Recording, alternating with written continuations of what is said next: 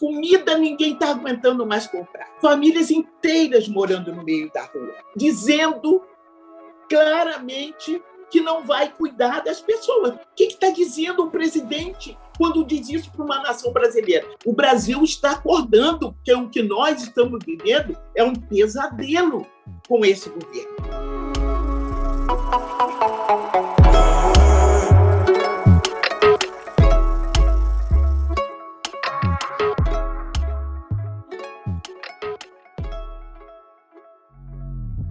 Eu gostaria de começar a conversar, a sua trajetória política, deputada, se confunde com a própria construção do período pós-ditadura no Brasil. E mais do que isso, né, se confunde também com o período em que a militância do movimento negro, do movimento social, ela também alcança um outro patamar por conta da Constituição de 88, né?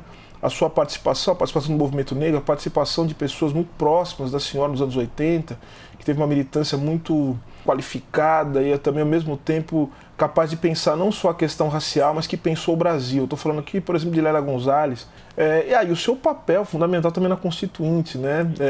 Então, eu queria que a senhora falasse um pouco, fizesse um panorama do que foi esse momento, essa construção política no início, né, da sua trajetória, mas que tanta importância teve no Brasil. Como é que foi isso, esse início da militância, essa construção que leva também a conquistas importantes do movimento negro que estão na Constituição de 88, e não só para o movimento negro, mas para o Brasil inteiro? Eu tenho uma trajetória, primeiro uma trajetória muito do movimento social, né? Você conhece um pouco a minha história da favela de Chapéu Mangueira, onde morei 57 anos, e ali comecei a dar os primeiros passos, né, para organizar realmente a minha cabeça, né? Você não tinha uma proteção do poder público para que você pudesse ter alguma perspectiva de melhorar, não socialmente, mas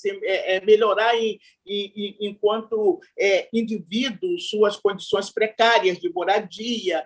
Essa luta foi uma luta que nos levou a entender que não bastava só eu dizer que socialmente não tinha saneamento, não tinha nada disso, porque ninguém ia chegar se eu não tivesse o mínimo de organização.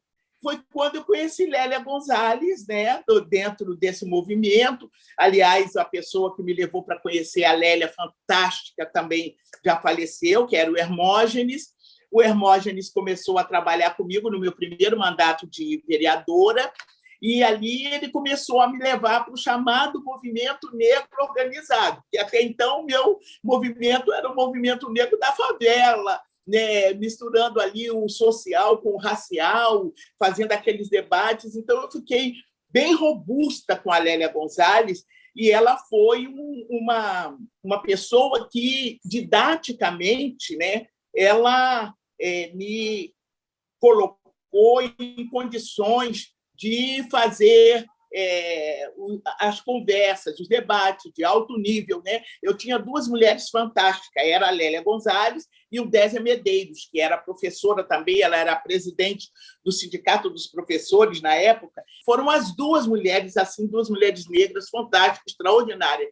Eu e o Hermógenes éramos do mesmo partido, então nós tínhamos uma relação muito partidária, né, no nosso trabalho, na nossa militância. Nós tivemos uma grande oportunidade, que eu quero dizer que foi na Assembleia Nacional Constituinte. Foi ali que nós fizemos uma articulação nacional, né, também. Aí tinha o MNU, tinha o IPCN, tinham outras entidades negras, que começamos, né, as pessoas com todas elas com expertise na questão jurídica, constitucional. Foi um congressamento, né? Eu acredito que nós ficamos numa assembleia permanente e com isso nós fizemos, né?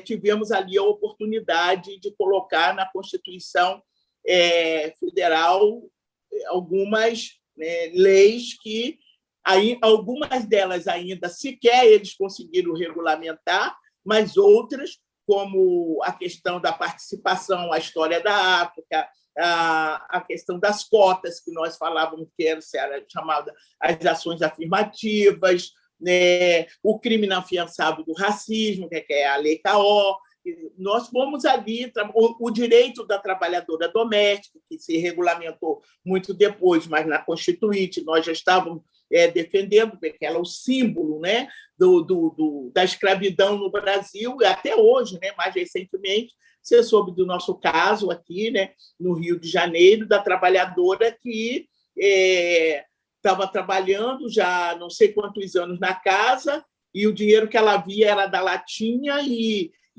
assim mesmo os patrões pegavam, e agora com o auxílio emergencial, eles receberam o auxílio emergencial, dizendo para ela que ela não tinha os documentos para receber o auxílio, eles recebendo o auxílio emergencial dela.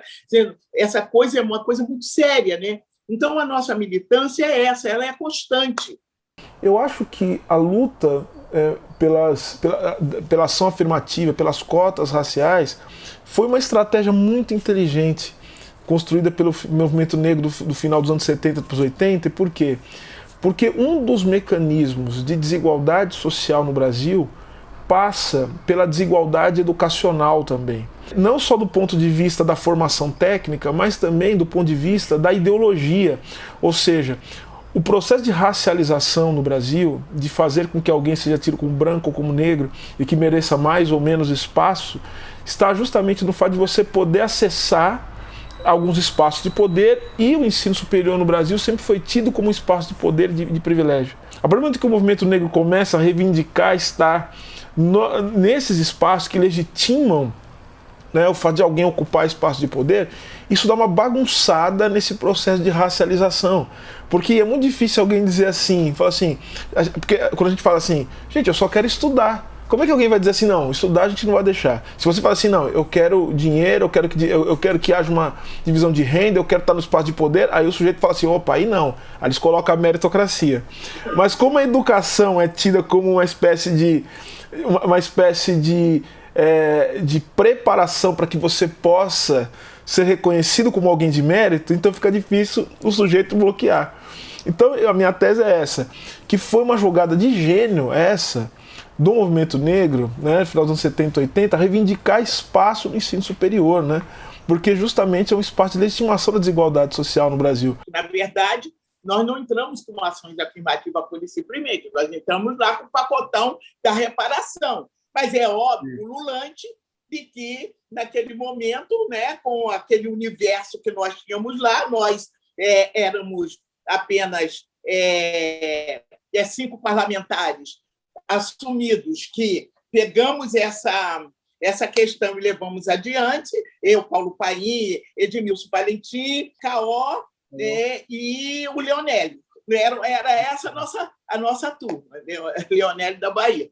Então, nós tivemos ali o movimento negro do Brasil inteiro que se mobilizou e que nos sustentou para essas propostas. Aí nós avançamos na questão da educação, né, na Constituição, mas ainda perdemos muita coisa.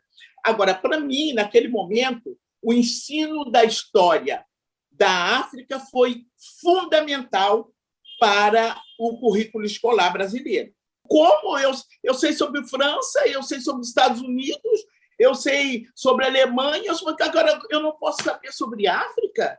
Que história é essa? Mas foi uma coisa muito interessante e que depois, né, no governo de Lula, isso tornou uma realidade. A educação que o movimento negro buscou, né, e continua buscando ainda, é uma educação libertadora, é como a cultura, é revolucionária,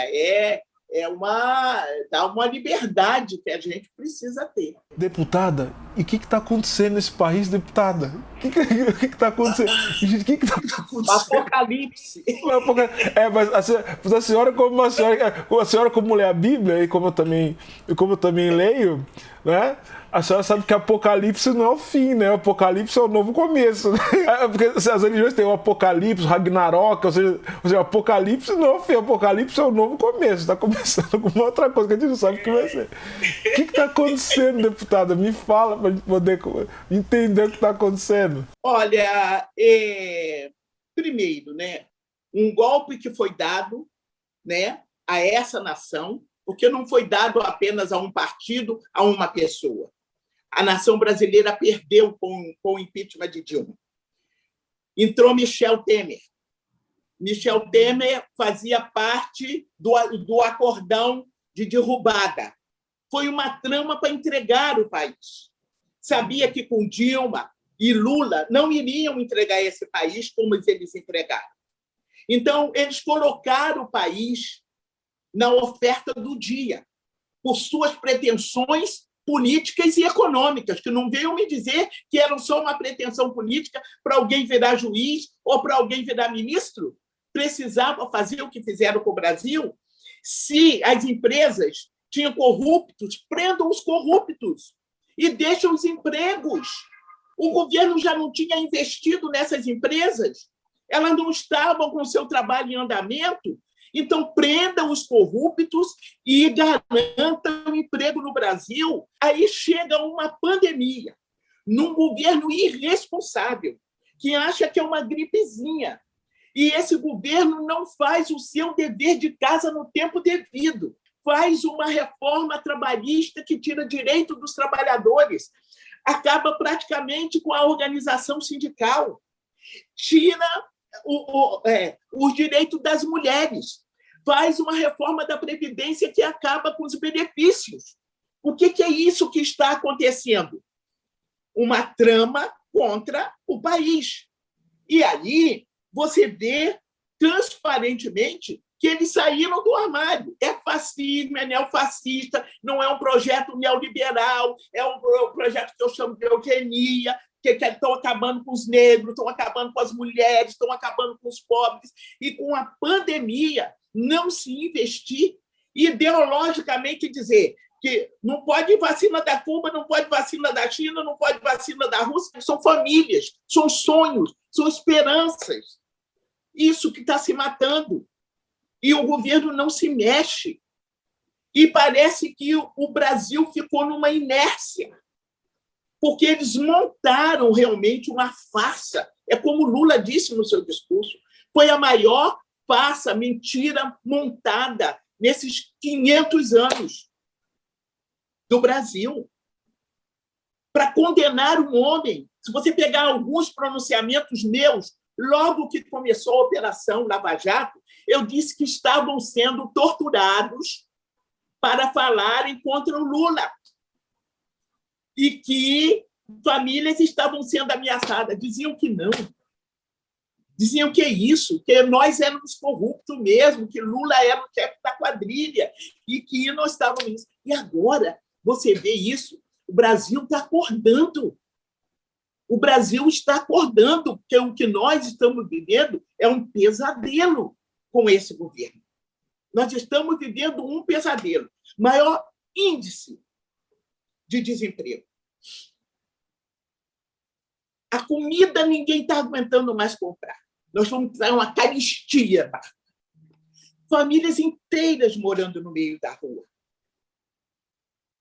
Mudando todos os projetos e programas sociais. Dizendo claramente que não vai cuidar das pessoas, porque dizendo claramente não vou cuidar de vocês. Ao ponto de um governo dizer que tem muita gente nascendo, que não pode nascer tanta gente assim, quem não pode ter filho não deve ter filho. O que está dizendo o presidente quando diz isso para uma nação brasileira? Aí você pega o Luiz Inácio Lula da Silva, tira mais de 36 milhões de pessoas da miséria, né?